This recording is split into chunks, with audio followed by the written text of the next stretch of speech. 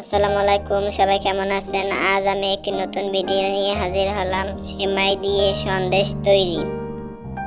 এই জন্য প্রথমে নিয়ে নিলাম পরিমাণ মতো সেমাই, সাথে নিয়ে নিলাম ভাজা চীনাবাদাম, খোসা ছাড়িয়ে পরিষ্কার করে ভেঙে নিলাম।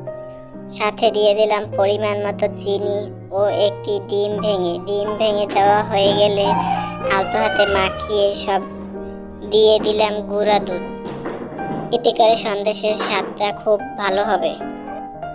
আবারও সবগুলোকে মাখানো হয়ে গেলে একটি মুখার ভেতরের অংশ পরিষ্কার করে তেল ব্রাশ করে নিয়ে নিলাম। তেল ব্রাশ করানো হয়ে গেলে ভিতরের অংশে সেমাইগুলোকে দিয়ে চেপে আলতো হাতে এভাবে শেপ করে বানিয়ে নিতে হবে। সবগুলোকে এভাবে বানানো হয়ে গেলে একটি প্যানে তেল দিয়ে গরম করে সবগুলোকে আস্তে আস্তে লো হিটে ভেজে নিতে হবে।